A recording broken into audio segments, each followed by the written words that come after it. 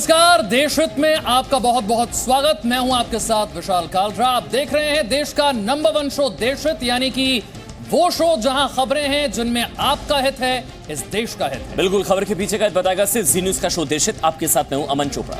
आइए सबसे पहले देखते हैं आज की 20 बड़ी खबरें। 3 मार्च को सुबह 6 बजे दी जाएगी निर्भया के दोषियों को फांसी। कोर्ट से नया डेथ वारंट जारी। नए डेथ वारंट पर निर्भया की मां ने जताई खुशी। कहा उम्मीद है 3 मार्च होगी आखिरी तारीख। शाहीन बाग पर सुप्रीम कोर्ट में सुनवाई। कहा नहीं बंद कर सकते सड़क, 24 फरवरी को अगली सुनवाई। अब बातचीत से शाहीन बाग प्रदर्शन खत्म करने की कोशिश। विवाद सुलझाने के लिए सुप्रीम कोर्ट ने नियुक्त किए वार्ताकार। जामिया में पुलिस एक्शन पर दिल्ली पुलिस को मिला बीजेपी का साथ। बीजेपी का सवाल, नकाब पहनकर जामिया में कौन सी पढ़ाई। जामिया में 15 दिसंबर को हुई हिंसा मामले में दिल्ली हाई कोर्ट में याचिका। छात्र ने मांगा मुआवजा। कोर्ट का केंद्र और दिल्ली पुलिस को नोटिस। जामिया लाइब्रेरी में पुलिस एक्शन पर ओवैसी का आरोप। कहा जर्मनी में हुए हिटलर जैसा जामिया में अत्याचार। सामने आया जामिया में पत्थरबाजी का एक और वीडियो। पुलिस के कैंपस में दाखिल होने से पहले पत्थर चलाते दिखे कई लड़के। जामिया हिंसा को लेकर देशद्रोह के आरोपी शर्जील इमाम को अब दिल्ली पुलिस ने गिरफ्तार किया। कोर्ट ने 1 दिन के पुलिस रिमांड पर भेजा। सेना में महिलाओं को स्थायी कमीशन के हाईकोर्ट के फैसले को सुप्रीम कोर्ट ने रखा बरकरार। कहा सेना में महिलाओं को लेकर सोच बदलने की जरूरत। महिलाओं को सेना में स्थायी कमीशन के फैसले पर ट्वीट कर फंसे राहुल गांधी। यूपीए सरकार के फैसले पर मोदी सरकार को घेरा। सीएम केजरीवाल ने किया मंत्रियों के विभागों का बंटवारा। डिप्टी सीएम मनीष सिसोदिया को फिर से शिक्षा विभाग की जिम्मेदारी। केजरीवाल ने मंत्रियों के विभागों में किया मामूली बदलाव। सत्येंद्र जैन जल बोर्ड और गोपाल राय बने पर्यावरण मंत्री। काशी महाकाल एक्सप्रेस में सीट आरक्षित करने पर भड़के ओवैसी। ट्विटर पर पोस्ट की संविधान की प्रस्तावना। काशी महाकाल एक्सप्रेस में भोलेनाथ की सीट पर रेलवे की सफाई। कहा 1 दिन के लिए अस्थायी इंतजाम। जल्द शुरू होगा गांधी के सपनों का पूरा करने वाला भारत। संघ प्रमुख ने कहा गांधी का सिर्फ स्मरण नहीं, अनुसरण जरूरी। पाकिस्तान की खुफिया एजेंसी आईएसआई की आतंकी संगठनों के साथ बैठक। आतंकियों से जल्द पाबंदी हटाने का दिया भरोसा। कोरोना वायरस पर भारत की बड़ी जीत। केरल में कोरोना वायरस से संक्रमित 2 मरीजों की अस्पताल से छुट्टी। यूएन चीफ के कश्मीर पर मध्यस्थता की पेशकश को भारत ने ठुकराया। कहा असली मुद्दा पीओके को पाकिस्तान के कब्जे से खाली कराना है। दिल्ली के पुल प्रहलादपुर इलाके में पुलिस ने 2 बदमाशों को मार गिराया। हत्या समेत कई मामलों में राजन कुरैशी और रमेश बहादुर की तलाश थी। 14 साल लंबी कानूनी लड़ाई के बाद थल सेना में महिलाओं को बराबरी का हक मिलने का रास्ता साफ हो गया। देखिए, आज की ये बहुत बड़ी खबर है, आपके लिए जानना जरूरी देशहित में कि सुप्रीम कोर्ट ने आज अहम फैसले में कहा है कि उन सभी महिला अफसरों को 3 महीने के अंदर आर्मी में परमानेंट कमीशन, स्थायी कमीशन दिया जाए जो इस विकल्प को चुनना चाहती हैं। अदालत ने केंद्र की उस दलील को निराशाजनक बताया है जिसमें महिलाओं को कमांड पोस्ट ना देने के पीछे शारीरिक क्षमताओं और सामाजिक मानदंडों का हवाला दिया जा रहा था। सुप्रीम कोर्ट के फैसले के बाद आर्मी ने महिलाओं को पुरुष अफसरों से बराबरी का अधिकार एक तरीके से मिल गया है। अभी तक आर्मी में 14 साल तक शॉर्ट सर्विस कमीशन में सेवा दे चुके पुरुष सैनिकों को ही स्थायी कमीशन का विकल्प मिल रहा था, लेकिन महिलाओं को यह हक नहीं मिल रहा था। वायुसेना और नौसेना में महिला अफसरों को स्थायी कमीशन मिल रहा है। देखिए, आपको बता दें, जी न्यूज ने इस फैसले पर लेफ्टिनेंट कर्नल मनीष थपलियाल और उनकी पत्नी लेफ्टिनेंट कर्नल अंजल थपलियाल से खास बातचीत की है। हमारे साथ लेफ्टिनेंट कर्नल मनीष थपलियाल और अंजलि बिष्ट हैं, जो कि दोनों हस्बैंड वाइफ हैं। और आज खासकर जब सेना में समानता का अधिकार का एक जीत हुई है तो हम इनसे बात करते हैं। सबसे पहले मैडम आप बताइए कि आप दोनों घर के अंदर थे, किस प्रकार की समानता थी आपके अंदर? घर के अंदर तो निसंदेह पूर्ण समानता है ही, एंड बाहर भी ऑफिस में भी समानता ही थी। मैंने पहले भी बताया, कभी हमारे साथ ऐसे डिस्क्रिमिनेशन कहीं नहीं हुआ। मनीष जी, हम आपसे बात करते हैं, आपको कैसा लग रहा है कि महिलाओं को सेना में इतना बड़ा अवसर मिला है? सबसे बड़ी जीत उन लड़कियों के लिए है जो आगे भी एस्पायर करती हैं फौज ज्वाइन करने के लिए। उनके लिए भी एक मोटिवेशन है, उनके लिए भी एक सही तरीके से ये एक नई सोच की जीत है। सेना में जो पुरुष हैं, क्या वो डोमिनेट करते हैं? क्या वो नहीं चाहते महिला आगे आए, या किस नजरिए से आप बोलना चाहेंगे? नहीं, मैंने पहले भी बताया, ऐसा नहीं है। वी आर ऑल, जब हम ग्राउंड पे होते हैं, वी आर ऑल सोल्जर्स, तब हम सब सैनिक हैं। ऊंचा नीचा डोमिनेट ऑफिसर्स मैंने नहीं देखा। ऐसा होता तो शायद मैं इतना लंबा सर्व नहीं कर पाती। एक दूसरे के सपोर्ट से हम आगे बढ़ते हैं। तो ये बड़ा फैसला अदालत की तरफ से नौसेना और वायुसेना में ये पहले था, लेकिन अब थल सेना में भी इसकी शुरुआत हो गई है। आगे बढ़ते हैं। देशहित में अगली बड़ी खबर संघ प्रमुख मोहन भागवत से जुड़ी हुई। संघ प्रमुख मोहन भागवत ने कहा है कि ब्रेकिंग न्यूज हम आपको बता रहे हैं, देशहित ब्रेकिंग। उन्होंने कहा कि देश में महात्मा गांधी के सपनों को पूरा करने का काम शुरू हो गया है। बापू के सपनों को पूरा करने का काम शुरू हो गया है। भागवत ने कहा कि 20 साल पहले ऐसा नहीं था, लेकिन भविष्य में भारत गांधी के सपनों का भारत होगा। भागवत ने गांधी के जीवन के स्मरण के साथ ही उनके जीवन के अनुसरण करने की भी बात कही है। ये बात सही है कि गांधी जी की कल्पना का भारत आज नहीं है, लेकिन 20 साल पहले यही कहता था मैं, गांधी जी की कल्पना का भारत आज नहीं है। भविष्य में कभी होगा कि नहीं पता नहीं, हमको तो बड़ा असंभव लगता है। ऐसा मैं ही नहीं कह रहा था, ऐसा बहुत सारे लोग कह रहे थे। मैं सारे देश में घूमता हूं और आज जब देखता हूं तब मैं ये आपको विश्वासपूर्वक कह सकता हूं कि गांधी जी के कल्पना के भारत का साकारीकरण होना प्रारंभ हो गया है।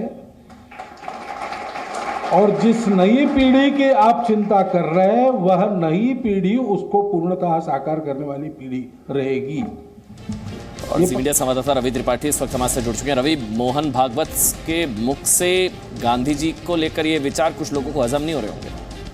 देखिए, अभी आपको बताऊं कि सबसे पहले कि ये कार्यक्रम कहाँ हुआ था। ये कार्यक्रम हुआ था 30 जनवरी मार्ग, जहां गांधी की हत्या हुई थी। बार बार कांग्रेस के लोग या राहुल गांधी आरोप लगाते हैं उसी जगह जाकर गांधी को पहले श्रद्धांजलि देना और उसके बाद गांधी के श्रद्धांजलि में तमाम बड़ी बातें कहना कि गांधी को खाली स्मरण करने से काम नहीं चलेगा, उनको अनुसरण करना पड़ेगा। और साथ साथ गांधी को ये आश्वासन देना कि भाई 20 साल बाद गांधी के सपनों का भारत आपको देखने को मिलेगा। तो कहीं ना कहीं जो बातें कांग्रेस के लोग आरोप लगाते थे संघ पर, उनको एक जवाब भी दिया गया और साथ साथ जो देश की जनता है उसको मैसेज भी दिया गया कि संघ भी गांधी की राह पर चलना चाहता है। संघ का जो छवि बनाई गई है वो संघ की छवि एक्चुअल नहीं है, वो जानबूझकर बदनाम करने वाली छवि है। बहुत बहुत शुक्रिया रवि, ये पूरी खबर हम तक पहुंचाने के लिए। तो एक तरीके से नैरेटिव बिल्ड करने की कोशिश की जाती थी, गोडसेवादी वर्सेस गांधीवादी। ये मोहन भागवत का ये बयान उस एजेंडे को जरूर पंक्चर करता है। आगे बढ़ते हैं। दिल्ली की जामिया यूनिवर्सिटी में 15 दिसंबर को जो हिंसा हुई, उस मामले में एक के बाद एक नए वीडियो सामने आते जा रहे हैं। एक और वीडियो सामने आ गया। अब देखिए, इस वीडियो में यूनिवर्सिटी के अंदर से छात्र जो है, ये देखिए आप, पुलिस पर पत्थरबाजी कर रहे हैं। जामिया हिंसा को लेकर पुलिस और छात्र दोनों आप जानते हैं कटघरे में हैं। सवाल दोनों से पूछे जा रहे हैं, अपने अपने वीडियो, अपने अपने दावे। लेकिन ये नया वीडियो है, लेकिन इन वीडियो की सच्चाई सामने आनी अब भी बाकी है। लेकिन इस मामले में फिर सियासत तेज हो गई है। बीजेपी ने पूछा है कि नकाब पहनकर कौन से छात्र पढ़ाई करते हैं। जवाब में ओवैसी ने सरकार पर झूठ बोलने का आरोप लगाया, साथ ही दिल्ली पुलिस पर एफआईआर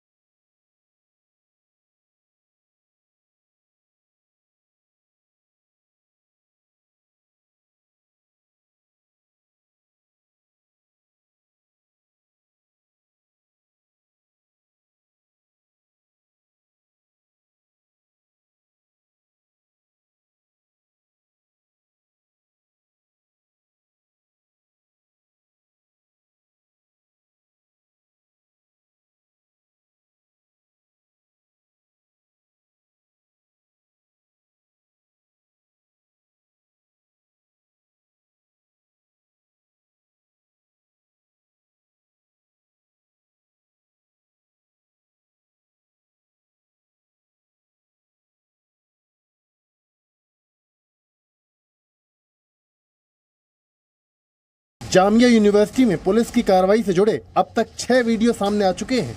पुलिस कार्रवाई से पहले का एक और वीडियो आया है जिसमें प्रदर्शनकारी पुलिस पर पत्थरबाजी करते नजर आ रहे हैं। 15 दिसंबर की शाम 5 बजे के इस वीडियो में प्रदर्शनकारी बाहर पत्थर फेंक रहे हैं। पहले वीडियो में पुलिस लाइब्रेरी में छात्रों पर डंडे बरसा रही है, जबकि दूसरे वीडियो में बालकनी में कुछ छात्र हाथ में पत्थर लिए नजर आ रहे हैं। तीसरे वीडियो में कुछ नकाबपोश लाइब्रेरी में घुसते हुए दिखाई दे रहे हैं। इनके हाथ में भी पत्थर हैं। वहीं चौथे वीडियो में लाइब्रेरी में नकाबपोश पढ़ने का नाटक कर रहे हैं। बीजेपी ने पूछा कि नकाब पहनकर जामिया में कौन सी पढ़ाई हो रही है। वहीं AIMIM चीफ असदुद्दीन ओवैसी ने बीजेपी पर निशाना साधते हुए जामिया की तुलना जर्मनी में हिटलर के अत्याचार से की है। कुछ लोगों को छात्र बताया जा रहा है, उनके हाथ में पत्थर है। ये पत्थर की पढ़ाई, कौन सी पत्थर की पढ़ाई हो रही है जामिया में, हमें तो समझ नहीं आ रही है। क्या कंप्यूटर से पढ़ाई होती है, लेकिन पत्थर को भी हाथ में रख के पढ़ाई कर रहे हैं। ये पुलिस के जुल्म की और उनकी ब्रूटैलिटी या बार्बरिज्म की एक बेहतरीन मिसाल है। ऐसा लग रहा था कि जर्मनी में यहूदियों को गैस चैम्बर में डालने से पहले नाजी के लोग ढकल रहे थे, वैसे नजारे दिख रहे थे। अंदर घुस के मारे स्टूडेंट्स को। सरासर इसको कंडेम करने की जरूरत है और पुलिस की ब्रूटैलिटी, पुलिस का जुल्म इससे साफ जाहिर होता है। वैसे बड़ा सवाल ये भी है कि जामिया में पिटाई का वीडियो 2 महीने बाद क्यों जारी हुआ। आज देशहित में जी न्यूज पूछ रहा है, पत्थरबाज, नकाबपोश, उपद्रवी क्या जामिया के छात्र हैं? मारपीट वाले वीडियो को क्यों और किसने एडिट किया? जामिया प्रशासन वीडियो की सत्यता पर चुप क्यों है? जामिया की लाइब्रेरी में घुसने पर पुलिस ने झूठ क्यों बोला? जामिया में 15 दिसंबर की इस घटना पर दिल्ली हाईकोर्ट ने केंद्र और दिल्ली पुलिस को नोटिस भेजा है। पुलिस कार्रवाई से घायल छात्र ने 2 करोड़ के मुआवजे की मांग की है। ब्यूरो रिपोर्ट, जी मीडिया।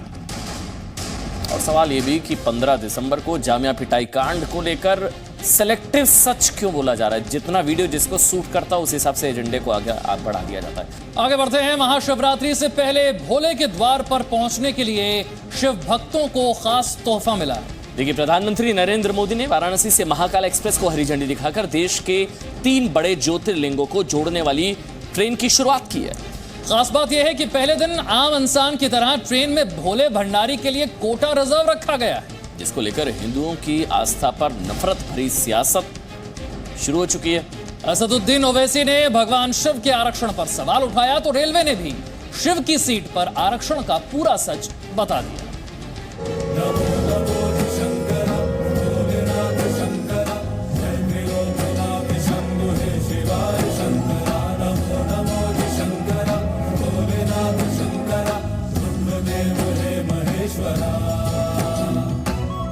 अब काशी में बाबा के दर्शन के बाद उज्जैन में महाकाल के दर्शन कर पाएंगे और इसी ट्रेन से आगे बढ़ते हुए इंदौर में ओमकारेश्वर में भी श्रद्धा सुमन अर्पित कर पाएंगे।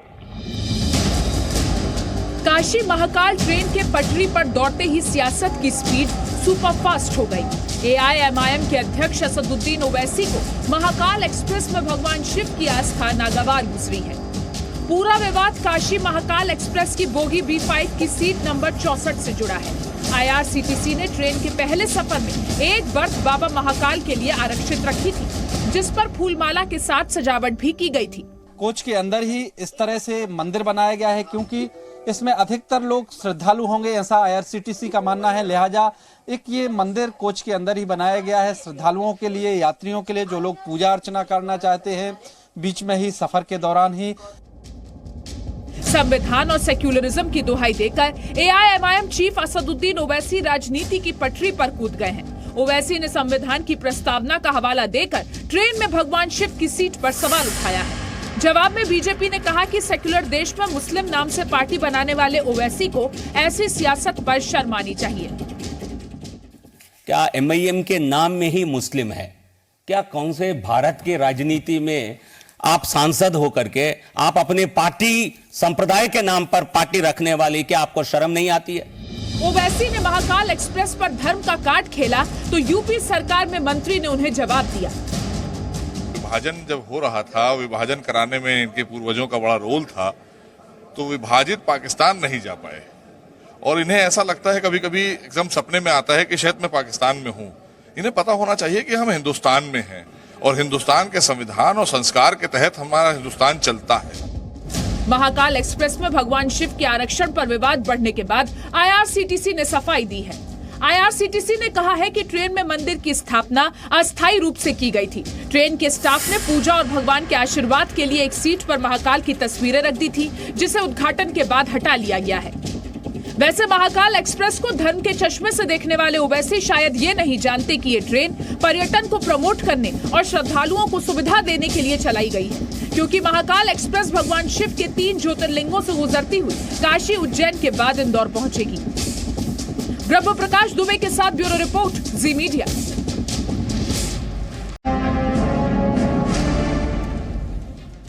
अमेरिका के राष्ट्रपति डोनाल्ड ट्रंप का स्वागत करने के लिए अहमदाबाद तैयार है, लेकिन इस बार डोनाल्ड ट्रंप का स्वागत केम छो ट्रंप से नहीं बल्कि नमस्ते ट्रंप से होगा। और ट्रंप और मोदी की केमिस्ट्री, दोस्ती जहां भारत और अमेरिका के बीच नए आयाम स्थापित करेगी, वहीं पाकिस्तान ये नजारा देखने से पहले ही सत्ते पे आ गया है। पाकिस्तान को डर सता रहा है कि दुनिया के 2 बड़े लीडर आतंकवाद पर फिर उसे करारी चोट देंगे। ऐसा आपको बता दें, अहमदाबाद की सड़कों पर राष्ट्रपति ट्रंप की सबसे खास सुरक्षा देखने को मिलेगी, क्योंकि पूरी दुनिया में किसी भी राष्ट्र प्रमुख की सुरक्षा इतनी तगड़ी नहीं होती है जितनी राष्ट्रपति ट्रंप की।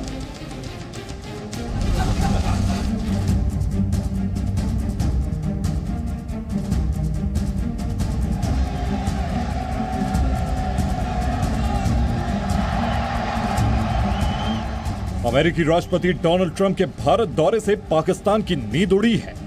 अहमदाबाद में राष्ट्रपति ट्रंप का सबसे बड़ा स्वागत होगा। दुनिया के 2 बड़े नेता एक बार फिर मंच पर होंगे। गुजरात से जन सैलाब की गूंज कराची तक गूंजेगी। ट्रंप और मोदी का एक एक बाण इमरान को फिर जख्म देगा। 9/11 हो या मुंबई में 26/11 हो, उसके साजिशकर्ता कहां पाए जाते हैं। अब समय आ गया है आतंकवाद को बढ़ावा देने वालों के खिलाफ निर्णायक लड़ाई लड़ी जाए। पूरी दुनिया जानती है कि आतंकवाद का गढ़ कहां है, इसीलिए पाकिस्तान को यह डर सता रहा है कि नमस्ते ट्रंप से कहीं उसका आतंकवाद फिर बेनकाब न हो जाए। वैसे मुमकिन है मोदी ट्रंप मिलेंगे तो आतंकवाद के मुद्दे पर पाकिस्तान का फिर पर्दाफाश होगा। आतंकवाद को पनाह देने पर पाकिस्तान की फिर धज्जियां उड़ेंगी। इतना ही नहीं, पाकिस्तान को पीओके छीनने का भी डर है। इमरान को मोदी ट्रंप की पर्सनल बॉन्डिंग से भी परेशानी है। And we are committed to protecting innocent civilians from the threat of radical Islamic terrorism. वैसे ट्रंप के दौरे पर उनकी सुरक्षा भी देखने लायक होगी। अहमदाबाद में भी राष्ट्रपति ट्रंप की सुरक्षा अभेद और अभूतपूर्व रहेगी और अहमदाबाद में ट्रंप के रोड शो और नमस्ते ट्रंप कार्यक्रम को पूरी तरह से सुरक्षित बनाने के लिए अमेरिकी एजेंसियों ने यहां पर डेरा डाल दिया है। अमेरिका से विशेष विमान राष्ट्रपति ट्रंप की सुरक्षा से जुड़े उपकरणों और कमांडोज को लेकर अहमदाबाद पहुंच चुका है। राष्ट्रपति ट्रंप के काफिले में शामिल इस विशेष कार को देखिए। फोर्ड कंपनी की इस कार को विशेष तौर पर डिजाइन किया गया है। इस कार को राष्ट्रपति ट्रंप के काफिले में जैमर की तरह इस्तेमाल किया जाता है। राष्ट्रपति ट्रंप के काफिले में सबसे आगे मेट पुलिस की BMW होती है। इसके बाद अमेरिकी SUV और उसके पीछे 2 लेमोजीन कारें चल रही होती हैं। उसके ठीक पीछे एक शेवलेट वाहन SUV और पहली लेमोजीन में हथियारबंद एजेंट्स, सीक्रेट सर्विस के लोग होते हैं जो किसी भी अप्रिय स्थिति में मोर्चा संभाल लेते हैं। उनके पास नाइट विजन गॉगल्स, ग्रेनेड और तमाम तरह के आधुनिक हथियार होते हैं। No signal, no worry. Presenting Z News app with live TV, latest updates and expert opinion. Available on Google Play and App Store. Download it now.